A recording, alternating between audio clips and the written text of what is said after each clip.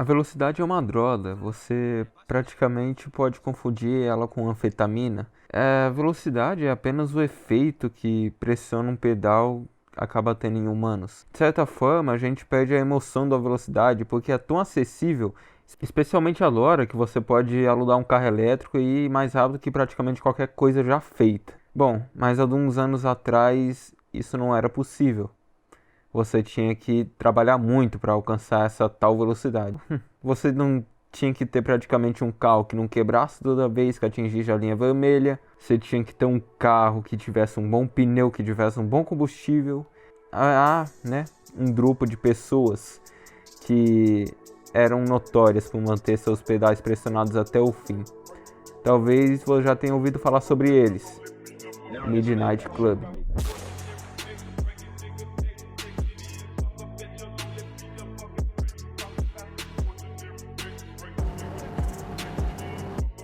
Bom, eu acho que todo mundo que está ligado no JDM ou na cultura automobilística japonesa em si, né? É mais pro Japão. Já ouviu falar do Midnight Club? Não, não é aquele jogo. Não é o joguinho da Rockstar, não. Talvez você, como um cara que assistiu Initial D, também ouviu falar do Anga Midnight. E se você não ouviu falar do Anga Midnight, que porra você tá fazendo da sua vida, cara? Bom, mas você já assistiu o Anga Midnight? Eu recomendo que você assista. Se você não assistiu, é claro. Vocês sabem que o Anga Midnight é inspirado por uma equipe de corrida na vida real, que é conhecida como Midnight Club. Ela não é conhecida como Midnight Club em si, né? O nome real dela é Midnight Racing Team. A gente vai falar só Midnight. Mas você não sabe o que é o Midnight em si, vamos colocar que eles só eram uns corredores de ruas aí. Só isso já tá bom. Bom, a Midnight foi fundada em 1982 por 4 membros fundadores: Yoshida, Kato, Terazawa e Yamada. O mais importante deles para a equipe, sem dúvida, foi Yoshida. Yoshida é aquele lá que eu falei lá do Porsche. Ele também se tornou presidente da equipe e antes de iniciar no clube, o Yoshida também fazia parte de outro grupo chamado American Car Club, né? O famoso ACC. Foi no final dos anos 70 e no início dos anos 80. Naquela época, o ajuste de grandes carros americanos era muito popular e eles costumavam fazer corridas de arrancada e ataque de velocidade máximas na rodovia. Uma das figuras mais notáveis da cena automobilística foi o chefe do ACC, Koichi Okawa. Ele era alguém que o Yoshida tinha um grande respeito e no final ambos tinham caminhos semelhantes. Depois de alguns anos no ACC, Yoshida decidiu se separar do clube e quando se tornou independente se encontrou com os outros fundadores. Bom, os 4 fundadores correram juntos para estradas e no final decidiu criar seu próprio clube, né?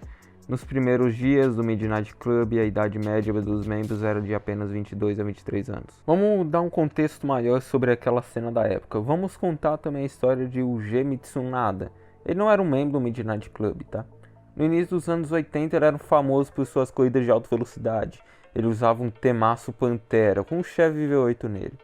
A pessoa que ajustou seu carro foi o Masaru Ozaki, da ABR. Ele era bem famoso, um afinador japonês bem famoso, também habilidoso da NASCAR, o Mario Rossi. Em 81 eles foram os primeiros do Japão a ultrapassar oficialmente os 300 km, lá em Yatabe. Essa foi uma marcante conquista e se tornou praticamente referência para todos os corredores de ruas. Antes disso, o recorde era de apenas 264, apenas em si comparado a 300 km, tá? Lembrando que o 264 foi batido por um Trenzen. Foi um puta salto à frente. Infelizmente, Mitsunada morreu em um acidente um pouco depois de estabelecer seu recorde. Bom, mas como você podia entrar nisso? Bom, eles deixavam em jornais falando: quer comprar essa bolsa aqui por 100% de desconto? Aparece no estacionamento, nada suspeita à meia-noite. E quando você se inscrevia, você era testado. Pela primeira vez, suas habilidades de conduções eram examinadas de perto. E se você não se sentia confortável em altas velocidades, por um longo tempo, ou dirigia de maneira muito segura, você não tinha chance. Se você dirigia bem, então você era o primeiro aprendiz. Depois, aprendiz, você tinha que ir em todas as reuniões, recebe um adesivo rosa da meia-noite e no final do período de teste, todos os membros do clube devem aceitá-los por unanimidade. Ou seja, não pode ter nenhum voto contra. Tudo isso pode levar até 5 anos, e então você recebe outro adesivo da prata. O próprio presidente tinha outros adesivos especiais, como no para-brisa e o Midnight Racing Team, na lateral do carro, que pode ser visto, né? não em todos. No início do clube, o processo foi um pouco mais rápido e não levou anos, mas desde que o clube ficou muito popular, as pessoas começaram a se juntar ao clube apenas pelo adesivo de prata, e às vezes as pessoas até colocaram adesivos falsos em seus carros. Quando isso acontecia, eles faziam uma entrada mais agressiva em si e tiravam os adesivos. Já teve relato também que eles depredaram os carros, dos caras que usavam adesivo que não era do time. Hoje em dia eles não vão testar e examinar suas habilidades, mas eles também não fazem mais isso, né? Mas ainda assim estão aceitando novos membros. Você quer ser extremamente apaixonado pela cultura do carro e comprometido com a equipe, você pode se juntar a eles. Todos os sábados a equipe se reunia na loja de Yoshida, depois iam juntos para a estrada. Era na via rápida, por volta de 1985 na Wanga, na rota Bayshore. A rota Bayshore era um trecho da via expressa que se estendia por 60 km na costa de Tóquio. Foi aí que Midnight realmente ficou famoso. Eles foram o primeiro naquela estrada e convidaram outros pilotos para correr com eles. Normalmente as corridas aconteciam entre postos de controle, e a distância entre eles era de cerca de 10 a 30 km. Havia dois tipos de corridas dentro da equipe, que eram menos sérias, e ninguém era expulso se perdesse uma corrida, e corrida entre equipes, rivais ou corsários, pilotos sem equipe no caso. Quando você competia em um rival e perdia, ele tinha que deixar o clube. A rota no Andon era de Narashino a Tatsumi, que tinha cerca de 25 km de comprimento. Se você quisesse correr contra alguém, você dirigia pela estrada e depois pararia e esperaria alguém que fizesse fila ao seu lado, como um acordo tático. A corrida começaria depois que ambos estivessem alinhados lado a lado e a estrada era quase sempre reta, mas também havia umas curvas que passavam mais de 200 km por hora, como na curva da ponte aérea que fica cerca de 3 km após o início e a velocidade máxima é alcançada antes dela. A velocidade em curva pode chegar até 260 km por hora. Só para vocês terem ideia, tudo isso eles ainda tinham que parar cerca de 2 vezes para reabastecer e um jogo de pneus durava cerca de um mês. E durante a corrida havia também espectadores, então muitas pessoas reunidas nas laterais da pista. As estradas sinuosas de Hakone Turnpike. Embora a maioria deles corresse nas estradas e retas, havia alguns que também lutavam em estradas sinuosas, como na lendária Hakone Turnpike, seção de estrada de montanha sinuosa de 3,9 km. Começou com 100 metros no nível do mar e terminava mais de 1 km acima. Ela tinha muitas curvas de baixa velocidade e seções de alta velocidade. O piloto mais notório naquela estrada foi o Kometani, da Midnight Club, com o tempo mais rápido oficial de 5,55, uma velocidade média de quase 141 km por hora. Correr lá era muito diferente, você tinha que ser muito habilidoso no manuseio do carro, porque em algumas curvas o carro ficava apenas nos 5 centímetros do guarda-reio. Antes da corrida, o Kometani dirigia pelas pistas, limpava as curvas com uma vassoura para garantir que ele não perdesse aderência. As batalhas de Hakone se tornaram tão populares que as pessoas se reuniam à noite para ver o espetáculo, só que os pilotos não gostavam disso, então eles saíam. Depois de 2 horas voltava, então já tinha diminuído grande parte do público. Kometani ele correu com um turbo 930, que não era muito afinado porque na curva de potência não compensa. Então se você vai fazer muita curva, diminui a potência do seu carro.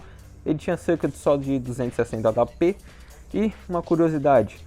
Kometani gostava tanto desse Porsche que até chamou seus filhos de Carreira e Tabo. Tabo significa turbo.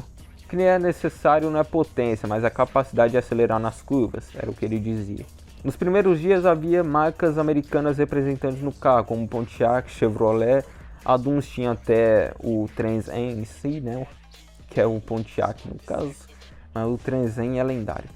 Todos esses membros vinham do ACC, mas à medida que os motores turbo alimentados menores se tornaram populares, também apareceram outros carros, como o Porsche, o Z, o RX-7, tinha umas Ferraris, Mercedes-Benz, Lamborghini, Honda e Toyota. Um dos modelos mais populares da década de 90 sem dúvida foi o GTR. Quando o R32 foi lançado, viram que dava para modificar bastante o carro em si, o motor, eles se tornaram praticamente amável pelo público. A rivalidade entre os Turbo Porsche e os GTR começaram daí. Também se destaca o fato do atual membro do Midnight Club ser o Chief Product Specialist da Nissan, o Hiroshi Tamura. Aqui vai algumas listas de carro da época. O Porsche 911, 930, 964, 997, 991. Também tinha o Porsche 924, o Porsche 944, Toyota Supra, o A70 e o A80, Nissan Feliz Z S130, Nissan 300ZX, Nissan GTS Cerza 32, 33, 34 e 35, Ferrari 348 e a 458, Lamborghini Countach, linda, Mercedes-Benz KCS, o W116, o C63 AMG W204, AMG GT4, Honda NSX, a primeira geração, Honda Today, não sei porque tem um Honda Today aí, Pontiac Firebird, que é o Trenzen da segunda geração, Camaro, Mazda RX-7, o FC e o FD e BMW M5. O presidente e fundador original do Midcrybe, o Eiichi Yoshida, não está mais no comando da equipe. O presidente é o Tadao Tamura. O clube ainda é forte, conta com cerca de 30 pessoas e participam ativamente de diferentes eventos de carro. Hoje em dia eles são mais corridas de rua, né? Não são isso, né? São mais eventos fechados, mas ainda tem. Você pode até ver carros da Midnight na pista, embora mais rápido que nunca eles dirigem carros como o GTR, Ferrari, Lamborghini Countach, toda preparado para a corrida, olha só isso.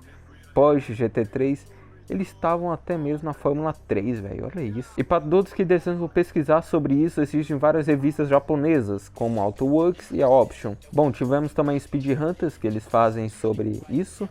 E também nós vamos ter o próprio Instagram deles e o site. Vou deixar aqui na descrição caso você queiram ver.